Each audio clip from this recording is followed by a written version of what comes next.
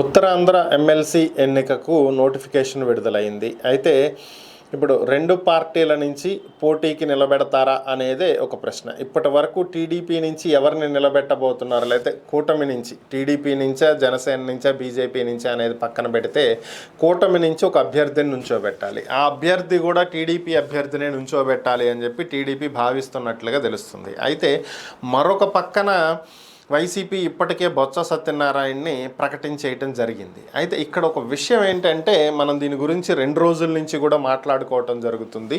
ఇక్కడ వైసీపీకి ఉన్నటువంటి బలం ఎక్కువ. ఎందుకంటే ఉన్నదే మొత్తం 821 ఓట్లు. సో 800 చేంజ్ పైన, 800 పైన ఓట్లు ఉన్నాయి. ఇందులో 600కి పైన ఓట్లు వైసీపీవే. ఎందుకంటే ఇక్కడ ఉన్నటువంటి ఎమ్మెల్సీకి ఓటు వేయాల్సింది ఎవరు? స్థానిక సంస్థల నేతలు. స్థానిక సంస్థల్లో ఎక్కువగా వైసీపీనే విన్ అయ్యింది. మరి ఈ నేపథ్యంలో టీడీపీ కేవలం ఫిరాయింపుల్నే నమ్ముకుంది. అంటే ఇప్పుడు ఉన్నటువంటి 600 మందిలో నుంచి కొంతమంది టీడీపీ వైపుకి క్రాస్ ఓటింగ్ చేయాలి, లేదా పూర్తిగా కూటమిలోకి వచ్చి చేరాలి. ఏది టీడీపీ పార్టీలోనో, జనసేన పార్టీలోనో, బీజేపీ పార్టీలోనో చేరాలి. అంటే కూటమి అభ్యర్థి విజయం సాధించాలి అంటే ఆల్రెడీ 800లో 200 ఓట్లు వీళ్ళకున్నాయి. సో మరొక 200కు పైన ఓట్లు రావాలి. ఎందుకంటే ఉన్నది 800 అయినప్పుడు 400 వస్తే యూజ్ లేదు కదా. సో ఇంకా ఎక్కువ రావాలి.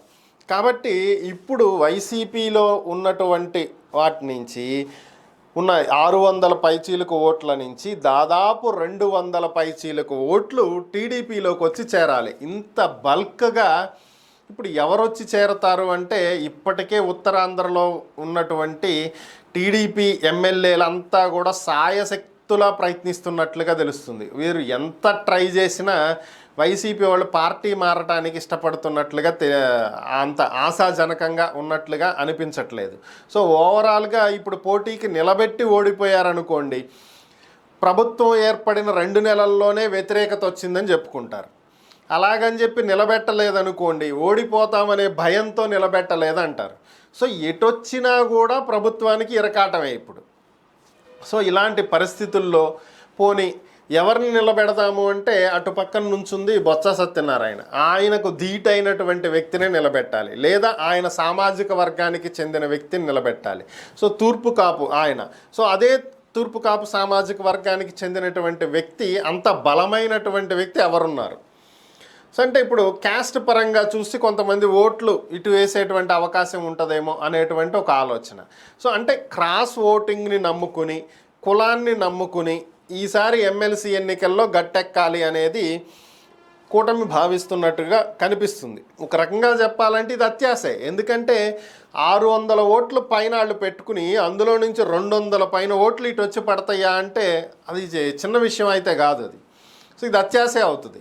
కానీ ఇప్పుడు ఏం చేయలేని పరిస్థితి. ప్రభుత్వం పరిస్థితి ఎట్లా తయారైందంటే, ముందు ప్రభుత్వం అనే కంటే బాబు అనొచ్చు, చంద్రబాబు గారి పరిస్థితి ఎట్లా తయారైంది అంటే, ముందు నుయ్యి వెనక గొయ్యి. సో ముందుకెళ్తామా, ఒకవేళ క్రాస్ ఓటింగ్ జరగకపోతే ఓడిపోతారు, ప్రభుత్వ వ్యతిరేకత అప్పుడే కనిపించేస్తుంది, ఓడిపోయారని చెప్తారు. పోనీ వెనక్కి పోదామా అంటే, అసలు ప్రభుత్వంకి నిలబెట్టేటువంటి సత్తా లేదు, ఓడిపోతామని ముందే తెలిసి చేతులు ఎత్తేసారంటారు. సో ఎటొచ్చినా ఇరకాటమే. కాబట్టి ఇప్పుడు ఏం చేయాలో అర్థం కాక తలలు బద్దలు కొట్టుకుంటున్నటువంటి పరిస్థితి. మరి ఏం జరిగిద్దో చూద్దాం.